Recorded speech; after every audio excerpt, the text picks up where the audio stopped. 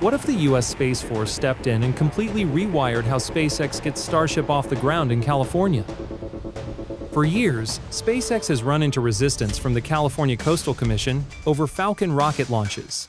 But a bold, military-backed approach could let them sidestep those state-level roadblocks altogether. This move isn't just about tossing bigger rockets into the sky. It's about rewiring how fast the United States can project power in a world that feels more unstable every year. After Starship's 5th and 6th test flights with that jaw-dropping Mechazilla catch and top brass on site, including Space Force Chief General Chance Saltzman, the Pentagon's interest went into overdrive. What really blows minds is the long-term vision. Critical gear, weapons, or life-saving supplies blasting off and hitting any point on the planet in under an hour, instead of waiting roughly 10 hours for a C-5 to crawl across the globe. You're tuned in to Tech of War, the place where we break down the cutting edge of space technology and next-generation military power. In this video, we're taking a hard look at how the US Space Force could use a radically different strategy to bring Starship launches to Vandenberg Space Force Base in California, and what that really means for America's ability to fight and respond anywhere on the planet. Let's get into it.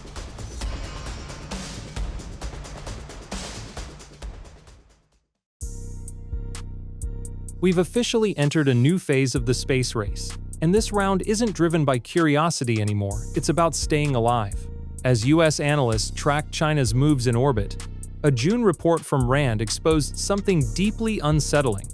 Chinese forces weren't just showing off, they were pushing right up against the edge of full-blown space warfare. Those aggressive moves around key American satellites rattled decision-makers at the very top of the Pentagon. What made it even more unnerving was what happened next. When US officials tried to open emergency hotlines and de-escalate, the other side didn't respond at all. As the danger kept ramping up, Washington rewired the Pentagon's budget more aggressively than at any point in recent history. Since 1980, US defense spending has jumped by roughly 62%, hitting around $841 billion in 2023. And even that headline figure still doesn't show what's really changing behind the scenes. Behind those spending figures is a frantic race against the clock to keep the United States dominant in space. And here's the twist. One of the most promising answers isn't coming from a secret military program, but from the private sector. SpaceX's Starship, originally built around Elon Musk's dream of colonizing Mars, is now on track to become one of America's most powerful strategic defense tools. The real breaking point came on Flight 5, a test so wild it stunned people who've spent their entire careers around rockets and weapons systems. As the Super Heavy booster dropped back toward the pad, the Mechazilla tower swung its steel arms out, almost like a robotic claw in slow motion, and snatched the booster out of the air with a level of accuracy nobody had ever seen before.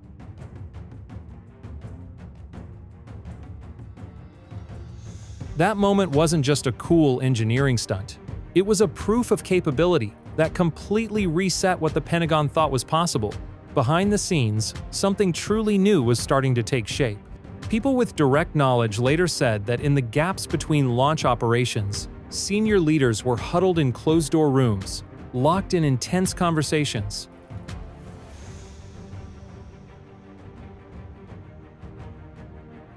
For those officers, Starship had stopped being just a cool private rocket. It was starting to look like the backbone of US dominance, in a space environment that's turning more hostile every year. The real shock came later in February, inside a closed-door briefing that's only now starting to leak out. According to insiders, Pentagon officials sat down with SpaceX and put a stunning offer on the table. They weren't satisfied with just booking rides to orbit. They wanted a fleet of Starships under their own control. That idea alone sent shockwaves through both the defense world and the space industry. Imagine this. A flash crisis breaks out in some hard-to-reach corner of the world.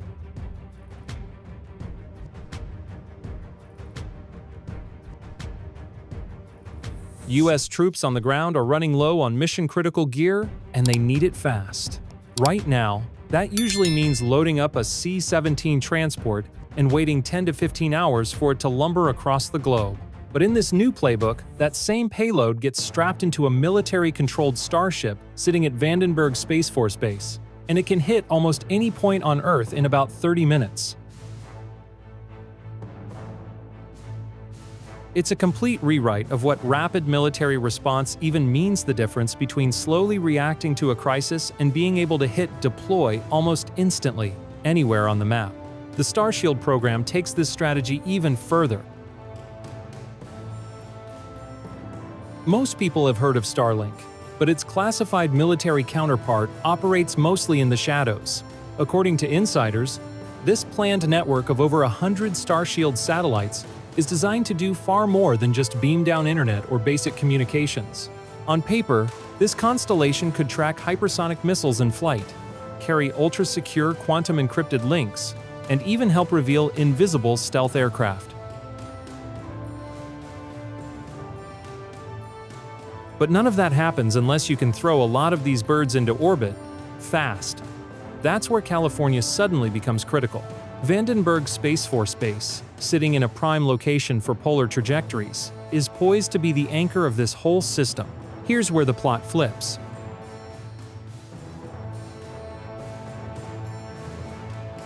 On the civilian side, SpaceX keeps running into the same wall with the California Coastal Commission every time they try to expand commercial launches.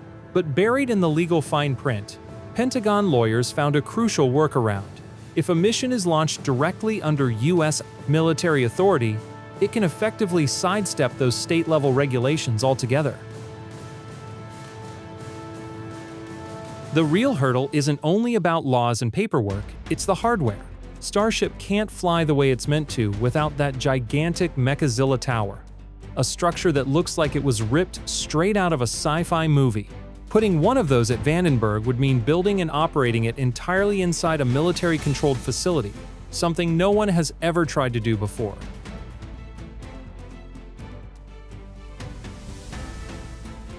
Insiders say SpaceX's engineering teams are already sketching out an upgraded Starship setup, tuned specifically for military use. But anyone who's followed past Pentagon space projects knows this road is brutal. The track record of military space programs is a harsh warning about just how many obstacles still lie ahead.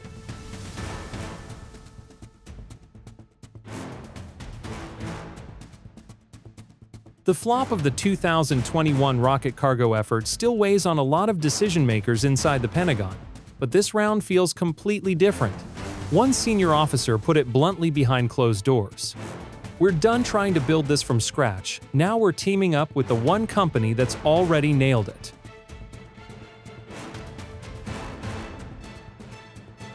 The money side of this is insane.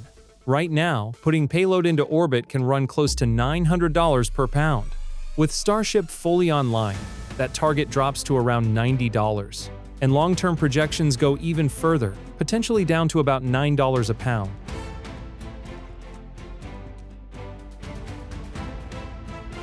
If those numbers hold, moving high-priority military equipment into a war zone on a Starship could actually end up cheaper than flying it in on a traditional cargo aircraft. Behind closed doors, SpaceX is ramping up the most aggressive production push in its history.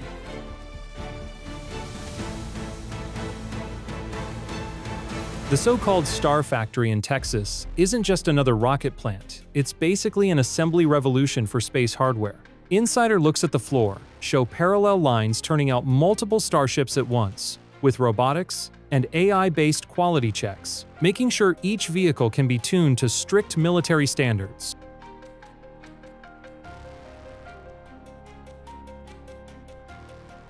The fallout for global defense planning is massive.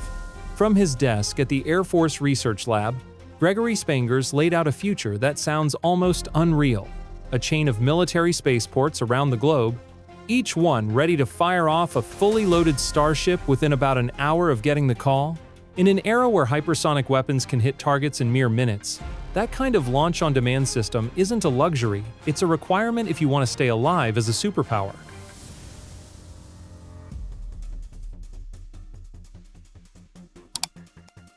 Think about how this plays out on an actual battlefield. A forward operating base gets hit with a chemical attack. Instead of waiting half a day for help, antitoxin kits and protective gear could blast off from the opposite side of the globe and touch down in under 30 minutes.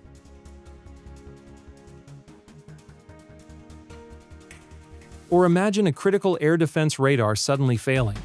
Replacement modules could be dropped in before the enemy even figures out there's a gap to exploit. At that point, we're not just talking about faster shipping. We're talking about rewriting the rules of how wars are fought and how quickly power can be projected anywhere on Earth.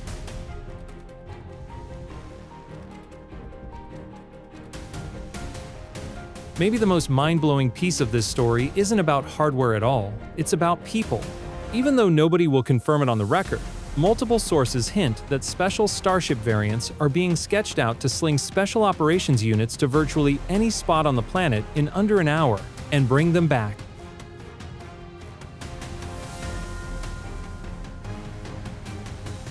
If that becomes real, the way America responds to hostage rescues, terror threats, or sudden regime collapses could change overnight.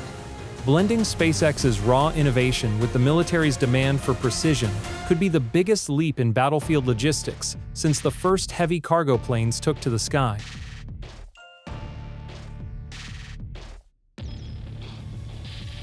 As rival powers turn up the pressure and low Earth orbit starts to look more like a battlefield than a science lab, the nation that can push assets into space and down to the surface at a moment's notice will hold the upper hand. At this stage, the real question isn't whether that kind of capability will be necessary, it's whether the US can stand it up fast enough for it to actually change the outcome of the next major conflict.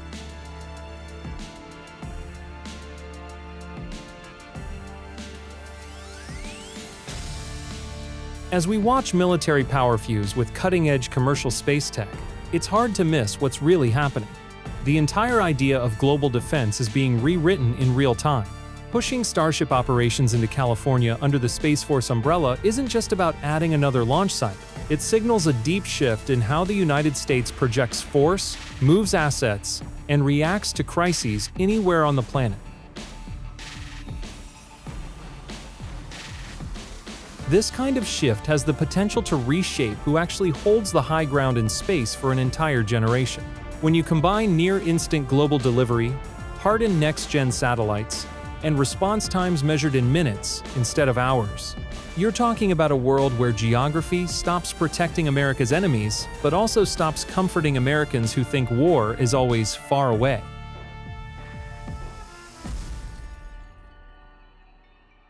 We're living through a milestone moment in spaceflight. NASA and SpaceX have finally pulled back the curtain on the lunar Starship design. The vehicle meant to take human beings back to the moon. This isn't just another shiny render.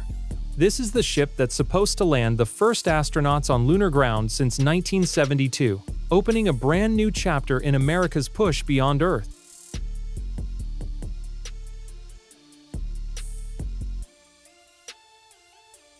The newest imagery shows a dramatic shift from the bare stainless steel Starship everyone recognizes.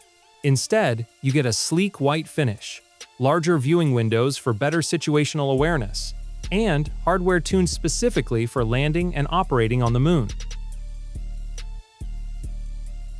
This human landing system version of Starship is where bold engineering, long-shot dreams, and real mission requirements finally meet. As SpaceX pushes Starship through its 6th test flight and wraps up a game-changing 2024, the roadmap to putting boots back on the moon by 2026 is starting to look very real. At the core of this mission is a tightly scripted sequence that moves the crew all the way from Earth down to the lunar surface. First, NASA's Orion capsule will ferry the astronauts into orbit around the moon. Once they arrive, they'll face one of the most high-stakes moments of the entire flight profile, linking up with the Human Landing System version of Starship for the trip down to the surface. The docking phase is a showcase of how far spacecraft design has come. Instead of relying on legacy docking hardware, the HLS Starship uses a custom-built interface engineered specifically to mate with NASA's Orion vehicle.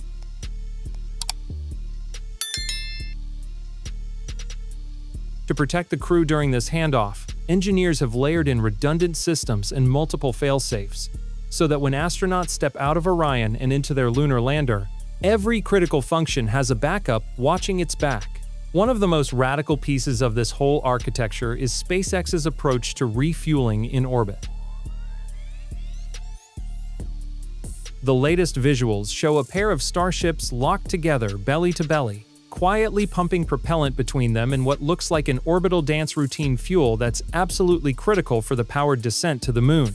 And this isn't some distant sci-fi pitch. SpaceX has already started trialing key parts of this tech on recent test flights, with further tweaks planned to handle the harsh, unforgiving realities of lunar missions.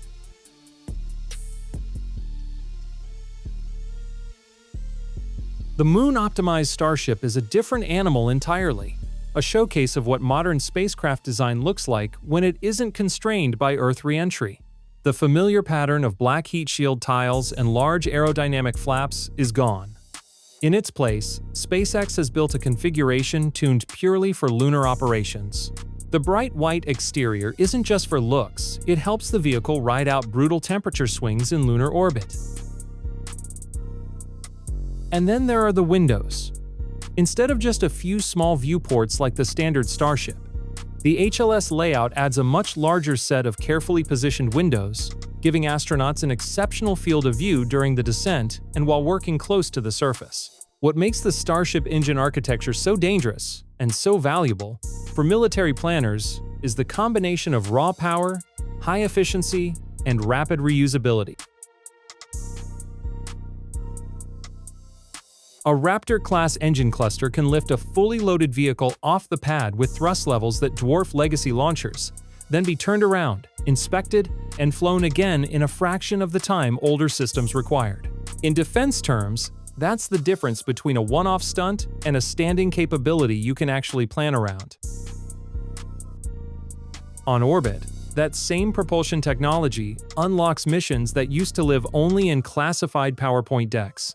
Think about orbital tugs, powered by derivatives of these engines, shuttling damaged satellites to repair depots, dragging hostile spacecraft out of key lanes, or rapidly boosting reconnaissance platforms into higher, safer orbits. Instead of losing a billion-dollar asset to debris or an attack, you could maneuver it out of harm's way or pull it into a hardened servicing vehicle, all powered by a family of engines born from Starship. Down on Earth, the spin-offs are just as serious. High-pressure turbopumps, lightweight composite structures, advanced avionics, and deep cryogenic plumbing developed for Starship can bleed straight into the next generation of missile defense systems and hypersonic testbeds. Legacy launchers and even older ICBM infrastructure could be retrofitted with upgraded propulsion modules, guidance electronics, or propellant handling systems inspired by this engine tech, quietly extending the life and lethality of hardware that was designed decades ago.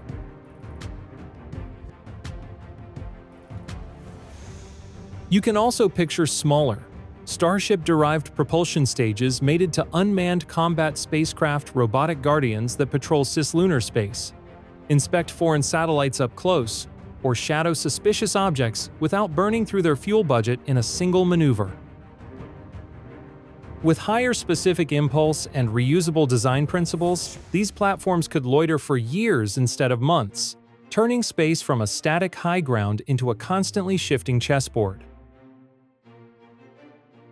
And for the viewer sitting at home in the US, this isn't some abstract tech flex. If America fields engines that make space access as routine as airlift, it changes how often your country has to put boots on the ground at all. A crisis that once required sending a carrier strike group halfway around the world might, in the future, be handled by a swarm of satellites, a rapid launch sensor platform, or a deterrent demonstration in orbit, all powered by engines built to light, relight, and come back for more. So how do you think the US Space Force will apply this technology in the future? Please leave a comment and share your thoughts. See you again on the next journey.